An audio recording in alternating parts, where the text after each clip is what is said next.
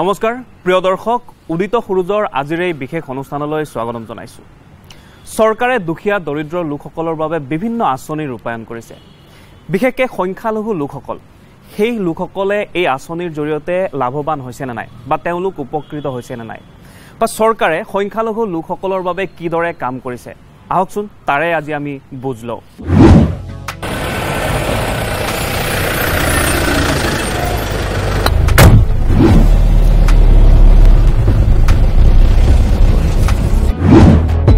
এই মুহূৰ্তত আমি পাইছো গুৱাহাটীৰ দুৱাৰমুখ জালুকবাৰী আৰু আজি আমি যাত্ৰা কৰিম ছয়গাঁও গৰৈমাৰী অঞ্চললৈ এটা সংখ্যালঘু অঞ্চল আৰু এই জালুকবাৰীৰ পৰা প্ৰায় 50 কিলোমিটাৰ দূৰত্ব গৰৈমাৰীলৈ তাত আমি বুজ ল'ম যে চৰকাৰী আঁচনিসমূহৰ দ্বাৰা তাত থকা সংখ্যালঘু লোকসকল কিমান উপকৃত হৈছে তেনেহ'লে আহকচোন আজি যাত্ৰা কৰোঁ গৰৈমাৰীলৈ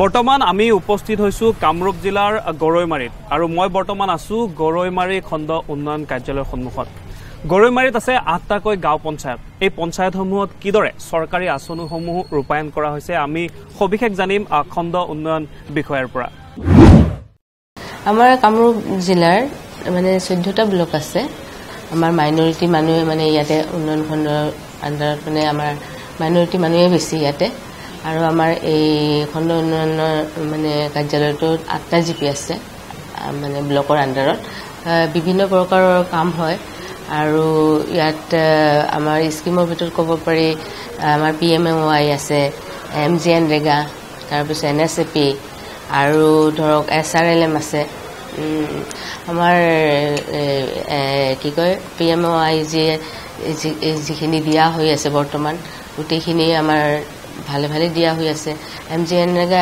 এখন এনেকুৱা আঁচনি যে ৰাষ্ট্ৰীয় গ্ৰাম্য নিয়োগ নিশ্চিত আইন বুলি কয় 2005ত ই কৰা হৈছে আইন হিচাপে আৰু এই আইনৰ অধীনত মানে আমাৰ যিবিলাক বেনিফিচিয়াৰী আছে তেওঁলোকে আমাৰ GP অফিচত গৈ ডিমাণ্ড দিব লাগে তেওঁলোকে আবেদন কৰিব লাগে তেতিয়া সেই অনুযায়ী তেওঁলোকক 100 দিনৰ কাম দিয়া হয় আৰু সেই অনুযায়ী তেওঁলোকক মানে যিকেইজন বেনিফিচিয়াৰী আমাৰ মানে কাম বিচাৰি আহে তেওঁলোকক সেই অনুযায়ী কাম দিয়া হয় অনুৰোধ মানে কি এইটো হৈ আছে বৰ্তমানলৈকেও এপ্ৰক্সিমেটলি বুলি ক'ব লাগিব কিন্তু বৰ্তমানলৈকে চলিয়ে আছে আমাৰ মানে কাৰেকশ্যন ভেৰিফিকেশ্যন দিব লাগে আকৌ নতুনকৈ আহি যায় সেইকাৰণে ক'ব নোৱাৰিম একজেক্টটো ক'ব নোৱাৰিম 15 ফাইনেন্সৰ থ্ৰুদি আমাৰ এইটো জল জীৱনৰ মানে 50% টাইট ফাণ্ডৰ পৰা দিয়া হয় আজিকালি কনভাৰ্জেশ্যন হৈছে আমাৰ PHCৰ লগত তেওঁলোকে জল জীৱনৰ আমাৰ ইয়াতে মানে কেইটামান জিপিৰ বাহিৰে বাকী কেইটা জল জীৱনৰ কাম হৈছে মানে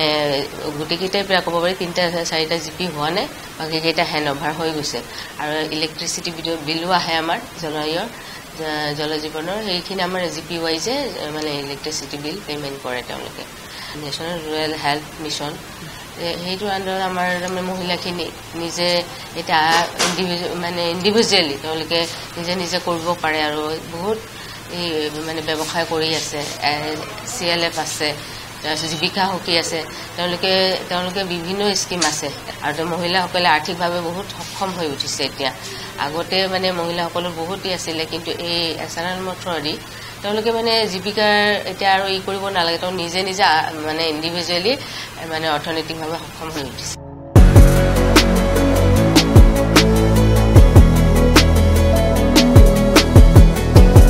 এই অঞ্চলটোত যিসকল জব কাৰ্ড হোল্ডাৰ আছে তেওঁলোকে কি ধৰণে কাম কৰিছে বা তেওঁলোকে জব কাৰ্ডৰ কাম কৰি তেওঁলোকে টকা পইচা পাইছে নাই বা তেওঁলোকে যিখিনি প্ৰাপ্য সেই প্ৰাপ্যখিনি তেওঁলোকে পাইছে নাই আমি তেওঁলোকৰ সৈতে কথা পাতিম যিসকলে জব কাৰ্ডৰ কাম কৰিছিলে অকণমান আগুৱাই আহিবা জব কাৰ্ড ক'ত কাম কৰিছে এই অঞ্চলটোত ফিল্ডত কাম কৰিছোঁ পঞ্চায়তত কাম কৰোঁ আচলপাৰা জিপি কিমান উপকৃত হৈছে হৈছোঁ কিমান দিনৰ কাম কৰিছে কিমান প্ৰাপ্য পাইছে সপ্তাহত 6 দিন কাম কৰিব লাগে আমি পইচাটো ফুলেই পাইছোঁ মানে এই আঁচনিটোৰ জৰিয়তে বা জব কাৰ্ডে যে উপকৃত আমি পাইছোঁ মই অকণমান জব কাৰ্ডৰ কাম আপুনিও কৰিছে ক'ত কৰিছে কোনখন পঞ্চায়ত ইয়াতে কৰিছোঁ আৰু আচলপাৰা 11 নম্বৰ আচলপাৰা পঞ্চায়ত কিমান দিন কাম কৰিছে অকণমান জনাব সপ্তাহ কৰিছোঁ পইচা পাইছে পইচা পাইছোঁ উপকৃত হৈছে উপকৃত হৈছে মই আপোনাৰ ওচৰলৈ আহিছোঁ জব কাৰ্ডৰ কাম আপোনালোকে কৰিছে কমপ্লিট কৰিছোঁ বৰ্তমান পঞ্চায়ত আপোনাৰ আচলপাৰা পঞ্চায়ত কিমান দিন কাম কৰিছে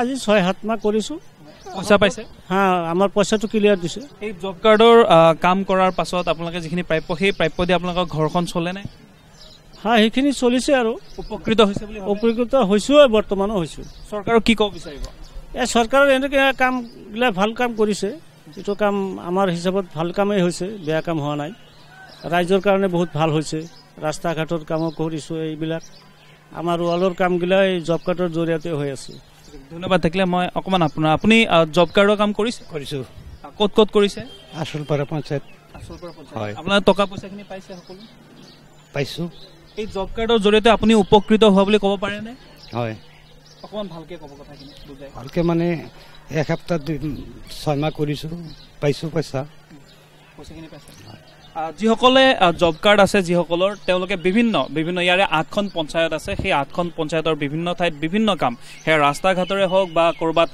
মাটি তেওঁলোকে অনা কামে হওক বিভিন্ন কাম কৰি তেওঁলোকে টকা পইচা যিখিনি তেওঁলোকৰ প্ৰাপ্য সেই প্ৰাপ্যখিনি লৈ তেওঁলোক যথেষ্ট উপকৃত হৈছে বুলি ইতিমধ্যে আমাক জনাইছে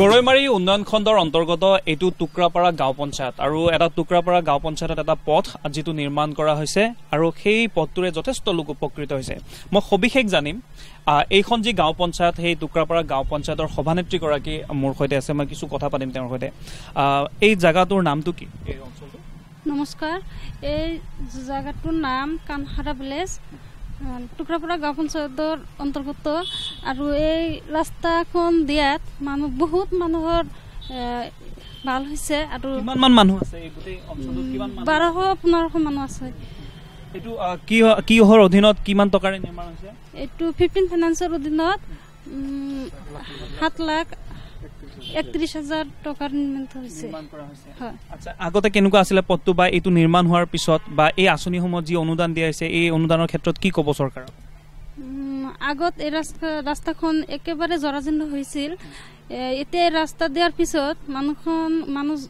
গোটেইখিনি মানুহ উপকৃত হৈছে আৰু সম্পাদকগৰাকীও আছে এই গাঁও পঞ্চায়তৰ মই কিছু আপোনাৰ সৈতে কথা পাতিব বিচাৰিছোঁ চাওক এতিয়া আজিকালি ভাৰত চৰকাৰে যিটো আঁচনি লৈছিল 14 বা 15 অলৰেডি শেষ হৈছে কিন্তু 15 আঁচনিৰ জৰিয়তে আচলতে মানুহৰ বহুত উপকাৰ হৈছে এই ৰাস্তাটো আমি সৰুৰ পৰা চাইছোঁ আমাৰ গাঁৱতে ঘৰতে কিন্তু ৰাস্তাটো এনেকুৱা জৰাজীৰ্ণ আছিল মানুহ চলিব অৱস্থা আছিল মানুহ অহা যোৱা কৰোঁতে মানুহ দুখ পাইছিল ভৰি ভাঙিছে কাৰোবাৰ চাল লাগিছে এনেকুৱা ধৰণৰ গতিকে এই ৰাস্তাটো হোৱাৰ কাৰণে ইয়াৰ বৃহৎ অঞ্চলৰ মানুহখিনি বহুত উপকাৰ হৈছে মানুহখিনি এই ৰাস্তাতে অহা যোৱা কৰে কি ক'ব বিচাৰিব চৰকাৰক আমি ধন্যবাদ দিছোঁ যে 15 ফাইনেন্স অধীনত যে মানুহবিলাক ৰাস্তাবোৰ আমাৰ ঘৰুৱা ৰাস্তাবিলাক পকীকৰণ হৈ আছে তাৰ কাৰণে চৰকাৰক আমাৰ ৰাইজৰ তৰফৰ পৰা মই ধন্যবাদ জনাইছোঁ আমি ধন্যবাদ জনাইছোঁ আৰু ভৱিষ্যতে আমাৰ যিখিনি অলপ আৰু আমাৰ চাহিদা আছে যদি চাহিদা অনুযায়ী আৰু পুঁজি আমাৰ আবণ্টন হয় তে আমি এই ৰাস্তা আৰু এনেকুৱা বনোৱাৰ কাৰণে আমি বদ্ধপৰিকৰ আৰু আমি চেষ্টা কৰিম সদস্যগৰাকীও আছে আমি সেই সদস্যগৰাকীৰ সৈতেও কথা পাতিম অকণমান আপুনি আগুৱাই আহিলে সুবিধা হ'ব এটা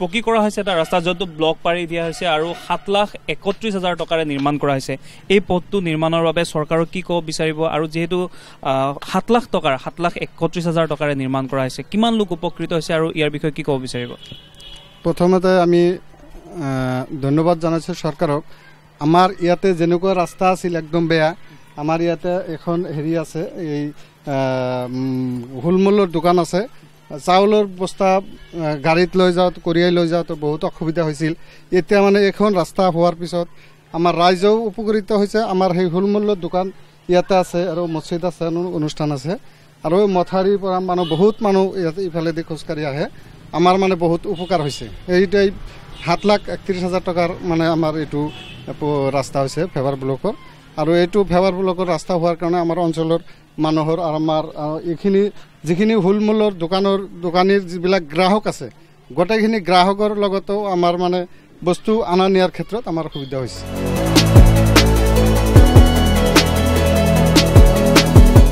চৰকাৰে বিভিন্ন আঁচনি ৰূপায়ণ কৰিছে যাতে দৰিদ্ৰ দুখীয়া লোকসকলৰ তেওঁলোকক উপকৃত হয় বা তেওঁলোকে ইয়াৰ পৰা ফল লাভ কৰে।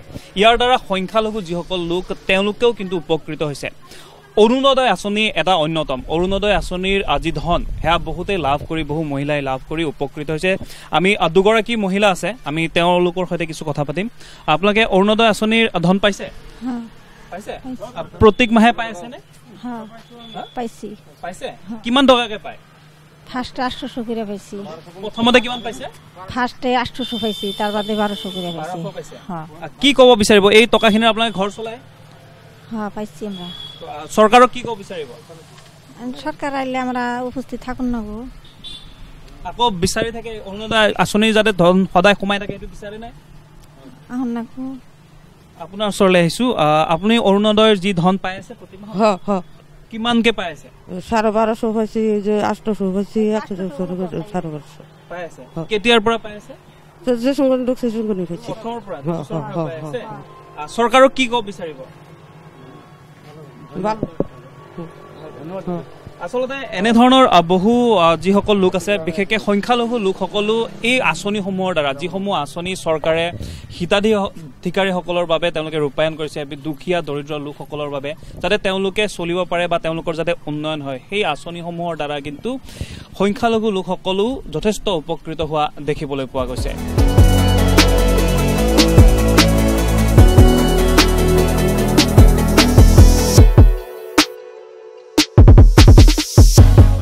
মোৰ পিছফালে আপোনালোকে দেখিছে নলসাগৰী ইকৰাৰ এটা চালিঘৰ।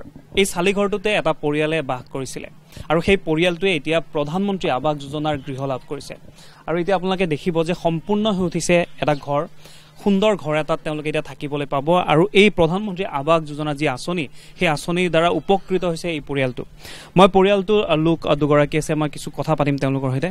আপোনালোকে এই চালিঘৰটোত কিমান বছৰ আছিলে? বহু বছৰ আছে। বহুত বছৰ আছিলে। এই ঘৰটো এতিয়া নিৰ্মাণ হ'ল? হয়, নিৰ্মাণ কৰি ভাল লাগিছে নাই? ধুনীয়া, মানে খুব মন্তটো বঢ়িয়া লাগিছে, ভাল লাগিছে আৰু চৰকাৰক ধন্যবাদ দিছো। কেতিয়াৰ পৰা ঘৰটো সোমাম বুলি ভাবিছে? আজিৰ পৰাই সোমাম বুলি ভাবিছো আমি। এই ঘৰটোতো বহুত কষ্ট গৈছে, বতাহ বৰষুণ বহুত কষ্ট গৈছে। আমি কথাখিনি অকমান আমাক ক'ব। তাৰমানে আপোনাৰ জোৰে বতাহ আহিলে আমি এইটো ঘৰত থাকিব নোৱাৰো, বেলেগৰ ঘৰত যাব লাগিছিল। পানী পৰি আছে, টিন পাতটো শিলত ফুটি যাই আছে, এনেকুৱা আৰু বহুত কষ্ট কৰিছো আৰু বহুত। আজি এই মুহূৰ্তত যেতিয়া এই টিঙৰ ঘৰটো দেখিছে বহুত মোৰ অন্তৰটো বঢ়িয়া ভাল লাগিছে। ৰং আপোনাৰ পচন্দৰ মতে কৰিছে? মোৰ পচন্দৰ মতে কৰিছো। কি ক'ব চৰকাৰক? ধন্যবাদ চৰকাৰক, অসম চৰকাৰক ধন্যবাদ। আমাৰ এই টুকুৰাপাৰা গাঁও পঞ্চায়তৰ জিলা পৰিষদৰ পৰা মেম্বাৰলৈকে গোটাইখিনি সদস্যক আমি ধন্যবাদ জনাইছো। মোক বহুত সহায় সহযোগিতা কৰিছে সিহঁতে, সিহঁতৰ পৰামৰ্শ মতে মই কামেই কৰিছো। সকলো পৰিয়ালৰ মুৰব্বী বুলি ক'লে মহিলাগৰাকী আহে সদায়, কাৰণ মহিলাগৰাকীয়ে সেই গৃহটো ধৰি ৰাখে, গৃহস্থী হয়। মই কিছু তেওঁৰ সৈতেও কথা পাতিম। আপোনালোকে এই ঘৰটোত বহুত কষ্ট কৰি থাকিবলগীয়া হৈছিলে? কষ্ট কৰিছো। এতিয়া এই নতুন ঘৰটো দেখি ভাল লাগিছে নাই? ভাল লাগিছে। কি ক'ব বিচাৰিব চৰকাৰক? চৰকাৰে আমাক ঘৰটো দিছে, ধন্যবাদ চৰকাৰক। হয়, আৰু কেতিয়াৰ পৰা থাকিম বুলি ভাবিছে? থাকিম, আজিৰ পৰাই থাকিম। আজিৰ পৰাই থাকিম। ধন্যবাদ থাকিলে। এইটো ঘৰ আপোনালোকে মোৰ পিছফালে দেখিছে, সেউজীয়া ৰং দিয়া এটা খুব সুন্দৰ ঘৰ। আৰু প্ৰধানমন্ত্ৰী আৱাস যোজনা যি আঁচনি সেই আঁচনিৰ দ্বাৰা এই ঘৰটো নিৰ্মাণ কৰা হৈছে আৰু এই পৰিয়ালটোৱে সেই আঁচনিৰ জৰিয়তে যথেষ্ট উপকৃত হৈছে।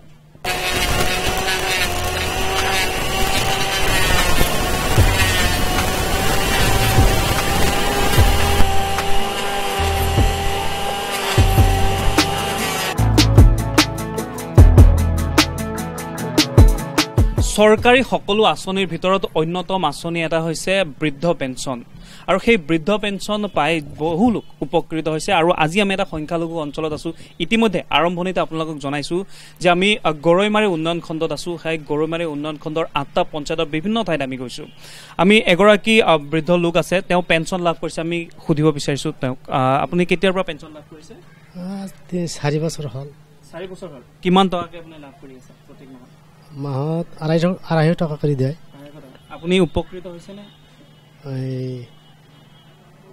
কিমান 250 টকাটো আপোনাৰ কামত কামত আহিছে। কি ক'ব বিচাৰিব চৰকাৰক? চৰকাৰক ধন্যবাদ দিছোঁ মই সিহঁতে পইচা কামত আহিছে সেইটো মই খাই আছোঁ কিবা বজাৰ চজাৰ কৰিয়ে থাকোঁ আনন্দতে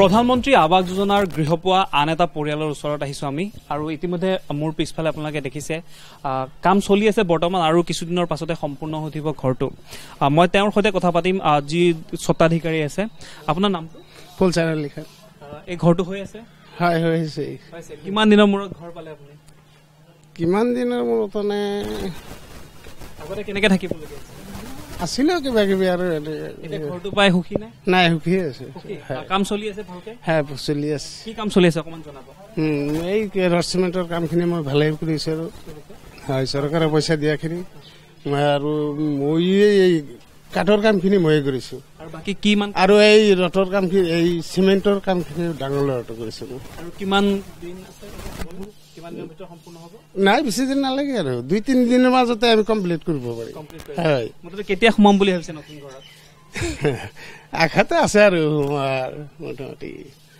10-15 দিনৰ ভিতৰতে আহি যাম এইদৰে আচলতে সকলোৰে প্ৰধানমন্ত্ৰী আৱাস যোজনাৰ যিসমূহ গৃহ সেই গৃহ লাভ কৰি সকলোৰে মুখত এটা হাঁহি বিৰিঙিছে আৰু তেওঁৰ লগত কথা পাতি নিশ্চয় আপোনালোকে এই কথাটো অনুমান কৰিব পাৰিছে কাৰণ যথেষ্ট কষ্ট কৰি তেওঁলোকে চালি ঘৰ বা অন্য ব্যৱস্থা কৰি তেওঁলোকে বসবাস কৰি আছিলে আৰু এই প্ৰধানমন্ত্ৰী আৱাস যোজনাৰ যি আঁচনিৰ জৰিয়তে যি গৃহ লাভ কৰিছে সেই গৃহ প্ৰায় অত্যন্ত সুখী বিভিন্নজন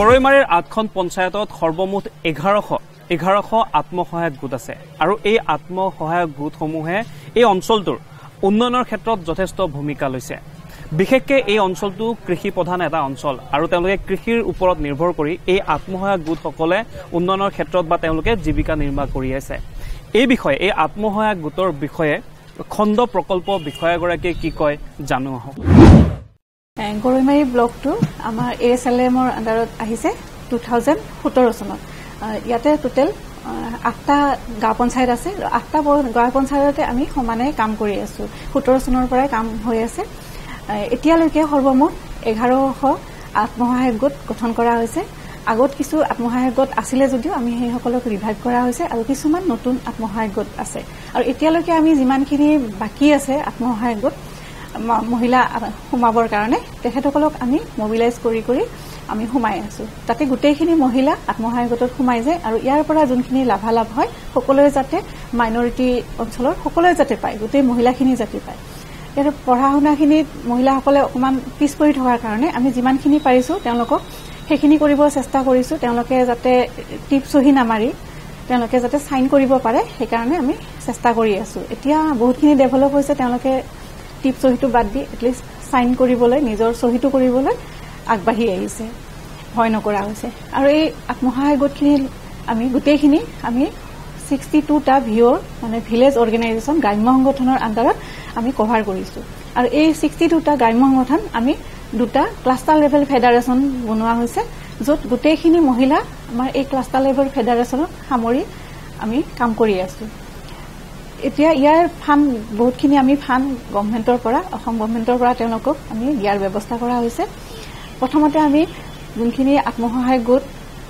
একাউণ্ট হৈছে আৰু 3 মাহ পাৰ হৈ গৈছে ৰেগুলাৰ মিটিং কৰি আছে সেই নিয়ম মানি আছে তেওঁলোকে সেই গোটখিনিক আমি ৰিভলভিং ফাণ্ড মানে ঘূৰ্ণীয়মান পুঁজিৰ কাৰণে আমি প্ৰপ'জ কৰা হৈছে 1100 মহিলা আত্মসহায়ক গোটক আমি প্ৰথমতে আত্মসহায়ক গোটক আমি RF দিবলৈ প্ৰপ'জ কৰা হৈছে 850টা আত্মসহায়ক গোটক অলৰেডি আমি প্ৰপ'জ কৰা হৈছে আৰু ইয়াৰ প্ৰথমতে 15000কে পাইছিলে আৰু তাৰ পিছত কনকলতা সবলীকৰণ আঁচনিৰ জৰিয়তে আকৌ 10000কে টকা আমি দিবলৈ প্ৰপ'জ কৰিছো তাৰ পিছত সেই যোনখিনি ভিঅ আছে ভিঅখিনিক আমি CIF দিবৰ কাৰণে চেষ্টা কৰিছো প্ৰত্যেকটো আত্মসহায়কতে 50000কে CIFৰ কাম আমি প্ৰপ'জ কৰা হৈছে মেক্সিমাম আমি প্ৰপ'জ কৰা হৈ গৈছে আৰু বাকি যোনখিনি আছে আমি এতিয়া প্ৰপ'জ কৰিবলৈ লৈছো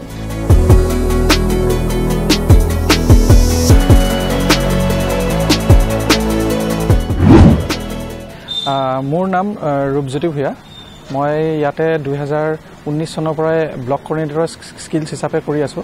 একচুৱেলি আমাৰ ASRLM দুটা কম্পনেণ্ট আছে। এটা কম্পনেণ্ট হ'ল ডে NRLM বুলি কোৱা হয় আৰু আনাদাৰ কম্পনেণ্ট হ'ল DDU-GKY। ডে NRLMৰ বিষয়ে আমাক বাইদেউ ধুনীয়াকৈ বুজাই দি গ'ল। DDU-GKY স্কিমটোৰ বিষয়ে মই আপোনালোকক অলপমান অৱগত কৰাব বিচাৰিছোঁ। DDU-GKY স্কিমটো হ'ল আমাৰ 18 পৰা 30 বছৰৰ ভিতৰত যদি গাঁও অঞ্চলত নিবনুৱা ল'ৰা ছোৱালী আছে, এই নিবনুৱা সমস্যাটো সমাধান কৰাৰ কাৰণে এই স্কিমটো ভাৰত চৰকাৰে উলিয়াইছিলে। এই স্কিমটোৰ জৰিয়তে আমাৰ গাঁৱৰ অঞ্চলত যোনবিলাক নিবনুৱা ল'ৰা ছোৱালী আছে, আমি সিহঁতক বাছনি কৰি উলিয়াব লাগে। বাছনি কৰি উলিওৱাৰ পিছত সিহঁতৰ ৰুচিমতে আমি সিহঁতক একোটা ট্ৰেইনিং দিওঁ। ট্ৰেইনিং 3 মাহৰ কাৰণে হয় আৰু এই 3 মাহত থকা খোৱা গোটেইখিনি একদম ফ্ৰী। তাৰপিছত সিহঁতে ৰেচিডেঞ্চিয়েল ট্ৰেইনিং কৰা হয়। ৰেচিডেঞ্চিয়েল ট্ৰেইনিং 3 মাহ হোৱাৰ পিছত সিহঁতক এটা সংস্থাপন দিয়া হয়। সংস্থাপনত সিহঁতে যোনখিনি ট্ৰেইনিং ল'লে সেই ট্ৰেইনিংটোৰ ওপৰত ভিত্তি কৰি কেনে সিহঁতক এটা চাকৰি দিয়া হয়, যাৰ নেকি নিম্নতম দৰমহা হ'ল 8,000 পৰা ষ্টাৰ্টিং হয়। আৰু এই চাকৰিটো আমাৰ অসমতো হয় আৰু বাহিৰতো হয়। ৰিচেণ্টলি আমাৰ গোটেই গৰৈমাৰী ব্লকৰ পৰা এতিয়ালৈকে কমেও আমাৰ 60টা এনেকৈ ষ্টুডেণ্টছ গৈছে, যোনে নেকি বাহিৰত চাকৰি কৰি আহি কেনে ইয়াতে নিজৰ সংস্থাপন হিচাপে নিজৰ দোকানো খুলি লৈছে। দোকান খুলি লোৱাৰ অৰ্থটো হ'ল ইয়াতে তাৰমানে ট্ৰেইনিং চিউইং মেচিন অপাৰেটৰ দিয়া হৈছিলে। চিউইং মেচিন অপাৰেটৰটো এনেকুৱা এটা ট্ৰেইনিং হয় য'ত নেকি ডাঙৰ মেচিনছত সিহঁতক চিলাই কৰিবলৈ শিকোৱা হয়। তাৰপিছত সিহঁতে 1 বছৰ তাতে চাকৰি কৰি আহি কেনে ইয়াতে নিজে বেংকৰ পৰা লোন লৈ কেনে নিজৰ দোকান এখন খুলি কেনে তাতে সিহঁতে নিজৰ জীৱিকা অৰ্জন কৰি আছে। গতিকে এই স্কিমটোৰ জৰিয়তে মই ভাবোঁ আমাৰ গৰৈমাৰী অঞ্চলৰ যিমান নিবনুৱা আছে সকলোৱে মানে উপকৃত হ'ব আৰু মই আশা কৰিছোঁ যে ইয়াৰে পৰা আৰু আমি বেছি ষ্টুডেণ্টছ আমি বাছি উলিয়াব পাৰোঁ।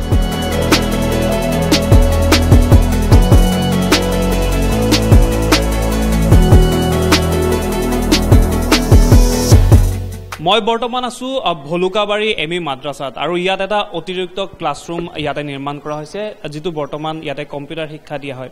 কিন্তু এইটো এটা আঁচনিৰ অধীনত নিৰ্মাণ কৰা হৈছে। কেতিয়া নিৰ্মাণ কৰা হৈছিলে, কিমান টকা, আমাক সবিশেষ জনাব, আমি তেওঁলোকৰ পৰা জানিব বিচাৰিম। এইটো এটা অতিৰিক্ত ক্লাছৰুম, এইটো কেতিয়া নিৰ্মাণ কৰা হৈছিলে আৰু কি আঁচনিৰ অধীনত, আমাক সবিশেষ জনাব। এইটো ভলুকাবাৰী ME মাদ্ৰাছা। ইয়াতে MSDP 12 প্লেনৰ অধীনত অতিৰিক্ত শ্ৰেণীকোঠা এটা আবণ্টিত হৈছিলে 17-18 বৰ্ষৰ। আমি যোৱা বছৰ এইটো নিৰ্মাণ কৰি শেষ কৰিছোঁ। ইয়াৰ প্ৰাক্কলন মূল্য আছিলে 10 লাখ টকা। বৰ্তমান স্কুল কৰ্তৃপক্ষই ইয়াতে এটা সুন্দৰকৈ কম্পিউটাৰ ক্লাছ আৰম্ভ কৰিছে আৰু আমি ভাবোঁ এই আঁচনিটোৱে এই অঞ্চলটো, স্কুলখনৰ লগতে গোটেই সমগ্ৰ অঞ্চলটোৰ শৈক্ষিক দিশত আগবঢ়াই নিয়াত যথেষ্ট অৱদান আছে। ধন্যবাদ থাকিলে। মই প্ৰধান শিক্ষকগৰাকী আছে, তেওঁৰ সৈতে কিছু কথা পাতিম। এই যিটো অতিৰিক্ত শ্ৰেণীকোঠা, ইয়াতে এতিয়া কম্পিউটাৰ শিক্ষা দিয়া হৈছে বা আপোনালোকৰ স্কুলখন কেনেধৰণে চলাই আছে, আমাক সবিশেষ জনাব আৰু এই শ্ৰেণীকোঠাটোৰ বিষয়ে। ধন্যবাদ। ভলুকাবাৰী ME মাদ্ৰাছাত অসম চৰকাৰে 10 লাখ টকাৰে এটা অতিৰিক্ত শ্ৰেণীকোঠা নিৰ্মাণ কৰি আমাক উলিয়াই দিছে। হয়তো নিৰ্মাণৰ সময়ত আমাৰ খণ্ড উন্নয়ন বিষয়া মাননীয় JE আৰু আমি SMC জড়িত হৈ আছিলোঁ।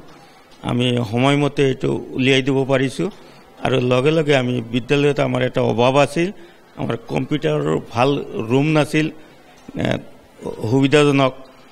এইটো আমি তেতিয়াৰ পৰাই প্ৰথমৰ পৰাই কম্পিউটাৰ ৰুম হিচাপে ব্যৱহাৰ কৰিছোঁ। আমাৰ ছাত্ৰ ছাত্ৰীসকলে দৈনিক কম্পিউটাৰ শিক্ষা ল'ব পাৰিছে। আমাৰ বিদ্যালয় কৰ্তৃপক্ষৰ পৰা অসম চৰকাৰ তথা স্থানীয় বিধায়ক ৰেকিবুদ্দিন আহমদ ডাৱৰীয়ালৈ এই ক্ষেত্ৰত মই আন্তৰিক ধন্যবাদ জ্ঞাপন কৰিছোঁ। আমি বিদ্যালয়ে উপকৃত হৈছোঁ। মই ভাবোঁ এনেকুৱা আঁচনি আৰু বিভিন্ন বিদ্যালয়ত ধৰি যদি চৰকাৰে কাম কৰে, নিশ্চিত গাঁৱলীয়া অঞ্চলৰ ল'ৰা ছোৱালী বহুত আগুৱাই যাব।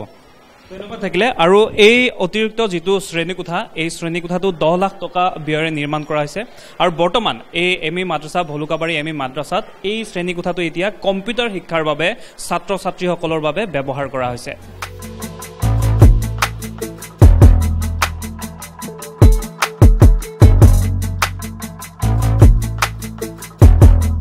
এইটোত ক্লাছ কৰি মোৰ ভাল লাগিছে আৰু দৈনন্দিনভাৱে কম্পিউটাৰ ক্লাছ কৰি মোৰ বহুত ল'ৰা ছোৱালী আনন্দিত হৈছে। এই ক্লাছটোত কৰি অনেক ভাল পাইছোঁ আৰু ইয়াত কম্পিউটাৰ কাৰণে চলাই কিনি শিকাই আছে। ইয়াত কম্পিউটাৰ চলাই কিনি শিকিলে মই ডাঙৰ হৈ কিনি কম্পিউটাৰ চলাব পাৰিম। সেইখিনিতে মই কম্পিউটাৰ চলাই শিকি আছোঁ।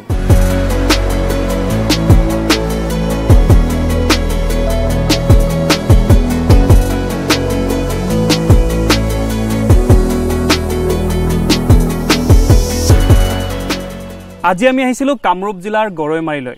গৰৈমাৰী উন্নয়ন খণ্ডৰ 8টাকৈ গাঁও পঞ্চায়তত আমি ঘূৰিলোঁ আৰু বুজ ল'লোঁ চৰকাৰী আঁচনিসমূহৰ সুবিধা তেওঁলোকে লাভ কৰিছে নে নাই। বিভিন্ন চৰকাৰী আঁচনিৰ সুবিধা তেওঁলোকে লাভ কৰি উপকৃত হৈছে, একাংশই পাবলগীয়া আছে আৰু সময়ে সময়ে চৰকাৰী আঁচনিৰ সুবিধা তেওঁলোকেও লাভ কৰিব।